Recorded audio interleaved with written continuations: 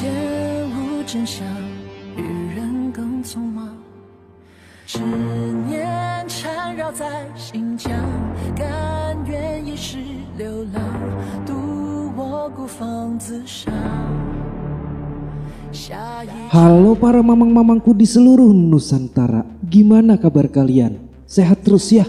Kita sambung lagi nih chapter tentang mimpi Tang Sanzang dulu. Karena sebelumnya Wukong yang sudah ngamuk di alam baka karena jiwa adik seperguruannya telah ditahan di bola darah oleh Raja Delapan Tangan.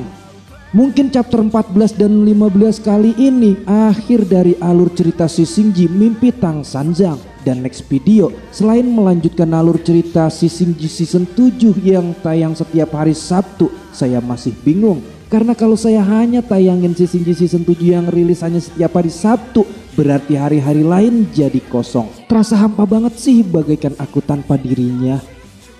Buat kalian yang baru bergabung dengan channel cerita saya, jangan lupa klik tombol subscribe dan aktifin loncengnya. Biar kalian nggak ketinggalan keseruan dari channel cerita saya. Tanpa berlama-lama lagi, langsung kita gas aja alur cerita mimpi Tang Sanzang chapter terakhir ini.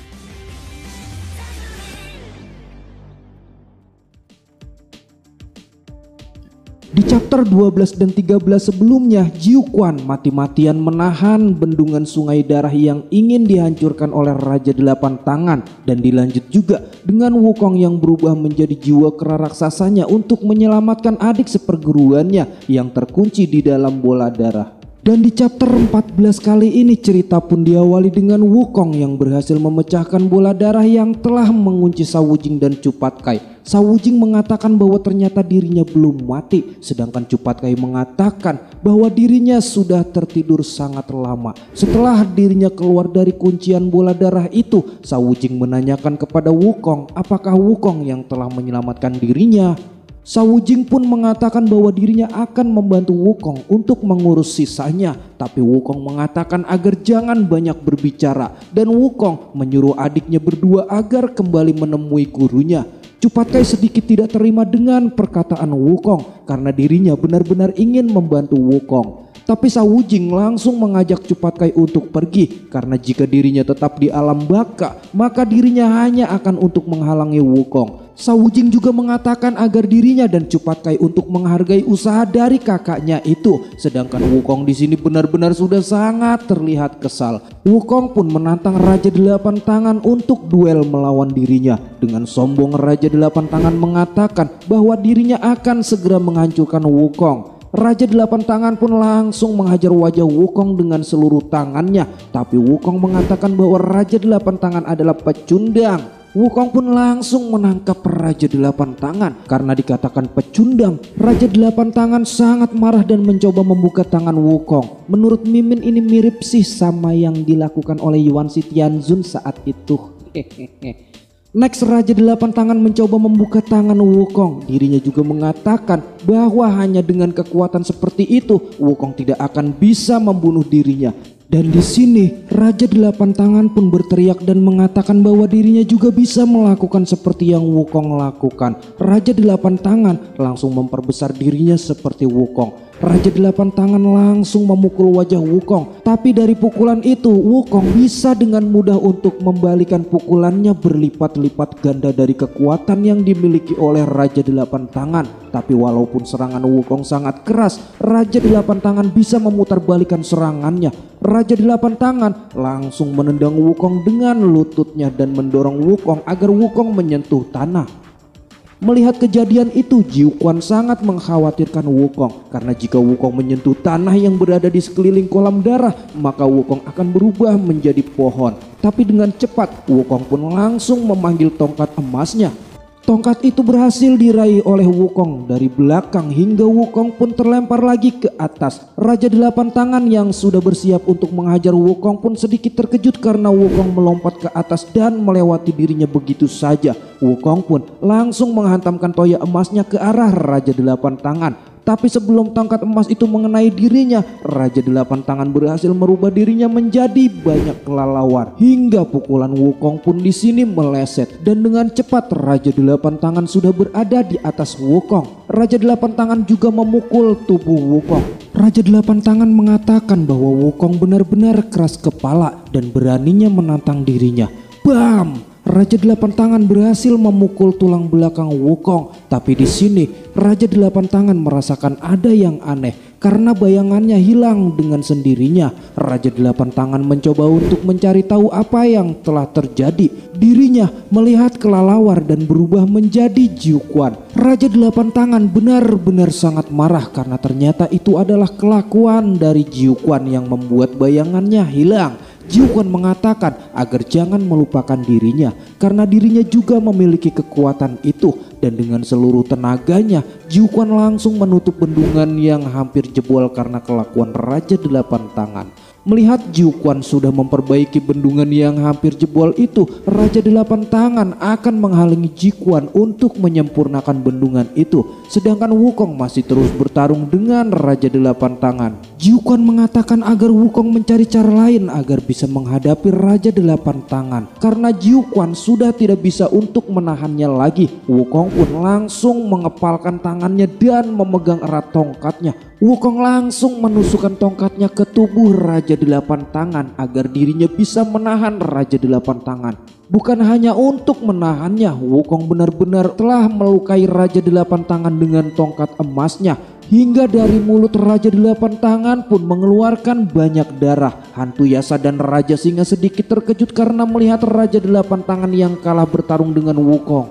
Dan kita sedikit dialihkan ke masa lalu Raja Delapan Tangan. Jiuquan mengatakan bahwa dulu Raja Delapan Tangan tidak seperti itu, tapi karena ambisinya dia telah berubah total. Untuk mendapatkan kepercayaan, Raja Delapan Tangan membunuh saudaranya sendiri karena Raja Delapan Tangan percaya bahwa tujuannya hanyalah satu. Karena untuk mencapai tujuannya dirinya akan melakukan segala cara, dan menurutnya itu tidak mudah untuk melakukannya. Saat itu mereka mengundi untuk memutuskan takdir apa yang akan diterima, dan si rambut hijau mengatakan bahwa dirinya mendapat keberuntungan karena dirinya terpilih untuk menyerang Jiuquan. Rambut hijau itu mengatakan bahwa di masa depan Raja Delapan Tangan akan mendapatkan tugas berat, dan Raja Delapan Tangan harus kuat untuk memikul tugas berat itu. Tapi kondisinya saat ini sudah sangat kritis karena melawan Raja Kera. Hingga akhirnya Raja Delapan Tangan pun tewas. Raja Singa dan Hantu Yasa mengatakan agar Raja Delapan Tangan jangan khawatir karena dirinya yang akan melanjutkan beban berat yang dijalani oleh Raja Delapan Tangan. Untuk mencapai suatu tujuan memang harus ada pengorbanan. Kini Raja Delapan Tangan pun hancur dan menjadi kelelawar kecil. Meskipun dirinya sudah menjadi kelelawar kecil, dirinya tidak akan menyia-nyiakan nyawa saudara-saudaranya. Dan sekarang ini adalah tanggung jawabnya, karena menurutnya pengorbanan mereka sangat berharga. Raja Singa dan Hantu Yasa mengatakan agar Raja Delapan Tangan jangan khawatir. Brak! Wukong terkena serangan dari kelelawar kecil. Wukong mengatakan bahwa Raja Delapan Tangan sangat munafik dan juga tidak memiliki perasaan. Dan langsung kita gas aja ke chapter 15 ya, biar durasinya jadi panjang dan biar kalian juga nggak penasaran.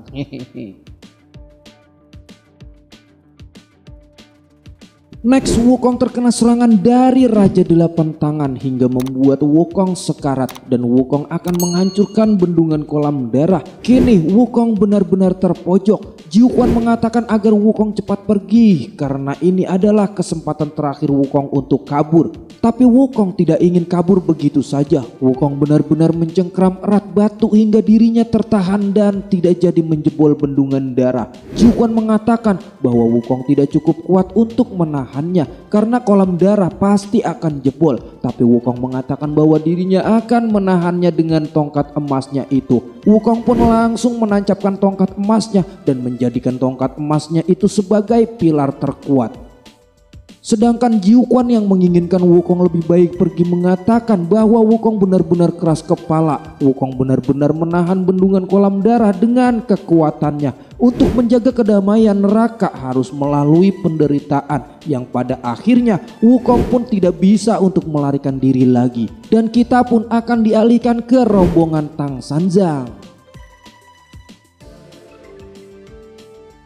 Gadis kecil yang dulu bersama Guru Tang mengatakan kepada Guru Tang, apakah kau akan menangis seperti hujan untuk akhir yang tidak dapat diubah?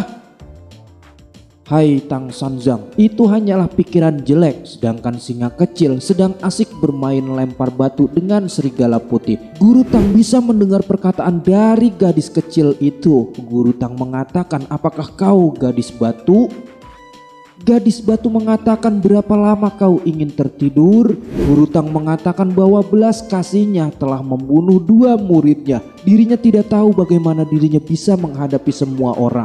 Gadis batu mengatakan, hai Tang Sanzang, apakah menurutmu semua ini karena belas kasih? Kau sungguh tidak mengerti bahwa belas kasih bukanlah pisau yang bisa melukai orang. Lalu apa yang salah? Sahut Guru Tang. Gadis batu mengatakan bahwa Tang Sanzang tamak dan serakah. Tang Sanzang juga mendambakan persahabatan dengan murid-muridnya dan rasa hormat kepada dirinya. Selama ini Tang Sanzang selalu ingin dihormati oleh semua orang, dan itu adalah keserakahan.